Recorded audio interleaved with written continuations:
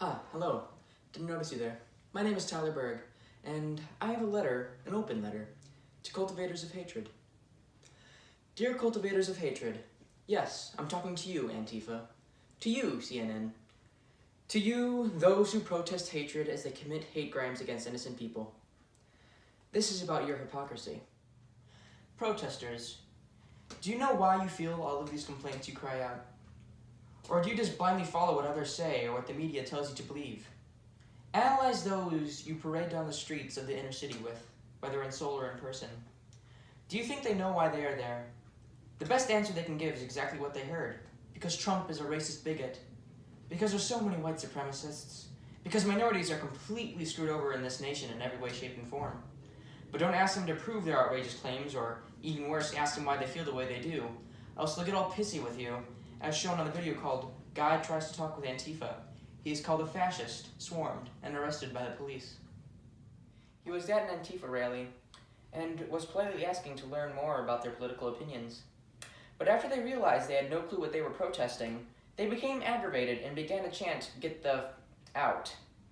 Furthermore, they made extreme accusations of him being a racist, alt-rightist, neo-Nazi, and explicitly called him insensitive for being, and I quote, "a straight white male." All for what? For asking questions about what Antifa stands for in a polite, neutral manner. They are for free speech and adamantly against fascism, which is a form of dictatorship in which free speech is severely limited or suppressed. But many Antifa members are unable to even define fascism. They claim this is where the country is headed, yet they don't realize that the government actually protects their ability to speak freely, while they suppress the opinions of others through violence.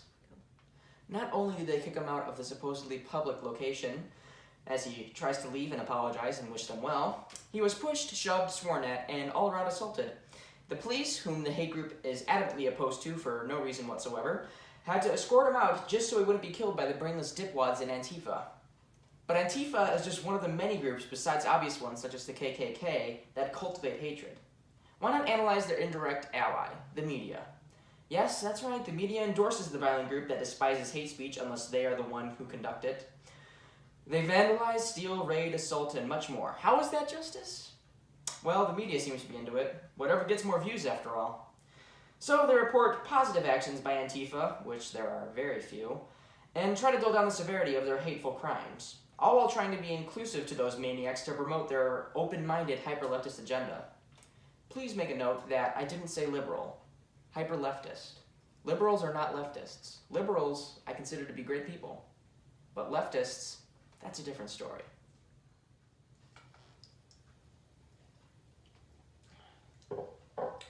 In fact, it's the media that is the cultivator of the cultivators of hate. Are they not the ones that are constantly putting labels on people? White cop shoots black man, and NRA member does this, and male accused of sexual assault after 20 years without evidence. The list goes on and on of these disgraceful titles. Most reckon stereotypes come from the past, particularly from white males. Well, in the past, yes, that was the source. But who are the ones spreading this horrible prejudice today? NBC, CNN, ABC, Fox, PBS, countless newspapers, social media platforms, and so many more. It's always the same. They must include the race in each headline, as that is what warrants more views. By adding labels, they spark outrage against the unjustly accused and defense from the convicted but innocent. It is immoral, and there is no way around that. But if they have more views, they get more money, and they are able to spread their political agenda even further. I'm writing to anyone who has support of these mentioned groups, to anyone who endorses the use of labels, even subconsciously, and to anyone that thinks white males are the cause of hatred. Those who don't realize that President Trump is not the cause of national division, but the media's skewed coverage of him. To those that were told countless lies, fed personal opinions as facts, and eventually were forced to believe them. But most of all, to those who view their goal as just as a fight against hate, while cultivating even more. To Antifa, your efforts are dividing the country and putting it under a state of hatred and tension. And that's not to mention the countless innocents you've harmed in your destructive path. You need to stop. and focus on improving the country rather than destroying it simply because your opinion of this nation differs from others. To the media of left and right-wing bias, enough with the labels. I understand business is business, but have you forgotten that you are capable of manipulating the minds of viewers? Have you failed to realize what you've done to this nation? That stereotypes of all sorts have been formed primarily by you. You need to stop and focus on reporting the truth and only the truth, rather than how we should feel about your subjective perception of the truth. To those who hate Trump, I disagree with what you say, but I'll defend to the death your right to say it. This quote, inspired by Voltaire and revised by Evelyn Beatrice Hall, represents our First Amendment. You may speak what you wish, feel as you may, believe what you believe, and protest what you oppose. I'll gladly give my life to keep those wonderful freedoms as an inalienable right for the people.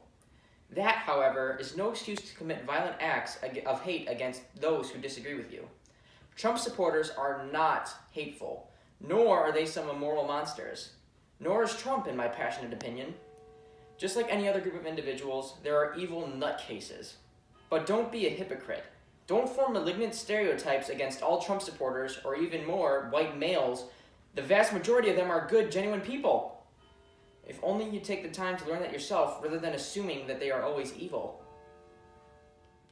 I reiterate, believe what you'd like and stand up for it.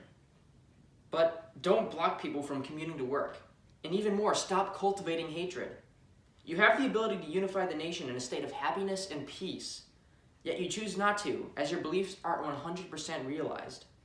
Maybe one day you'll learn that not everyone will have exactly what they want, and that trying to obtain that status is the most selfish pursuit you can make, especially if you harm others to do so. You may dislike Trump as passionately as you wish, as that is your right. But hate is nothing but a destructive emotion that must be extinguished so we as a nation can move on from this area of political poop storms. People think differently from you, and unless you want hatred to swell up within our nation like a bubonic plague, you better accept that. You need to stop and begin to focus on committing to benevolent change through lawful picketing and positive messages of unity, rather than cultivating hatred for those you disagree with. And finally, to you, whoever you may be. Everybody wants a benevolent future. The means to attain that is subjective, and that is a fact people must recognize if we are to move on from this state of division. Share this letter, and spread a message of unity. We are all members of the human race, are we not? Yes, different origins have different cultures. Yet instead of focusing on differences, why not focus on what unites us as humanity? Dear reader, acknowledge the natural differences of all who are human, be it an intrinsic difference or simply a difference in belief. But remember our one unifying quality, humanity. Labels must vanish if we are to unite once more. If Martin Luther King Jr. were to look upon our contemporary society, would he be proud? Would he look upon those who promote those of a particular racial group without promoting the others feel pride? Or would he grieve over the death of his dream of unity? We the people have power. Use it to improve the bond we as a human race naturally share, not for self-promotion. Then, and only then, will we be able to move forward as a nation of life, liberty, and the pursuit of happiness and unity. We need to break our addiction of the promotion of negatives and endeavor to unify the nation as our founding fathers and heroes of civil rights have strived for since the beginning of their noble path. Let's make America human again.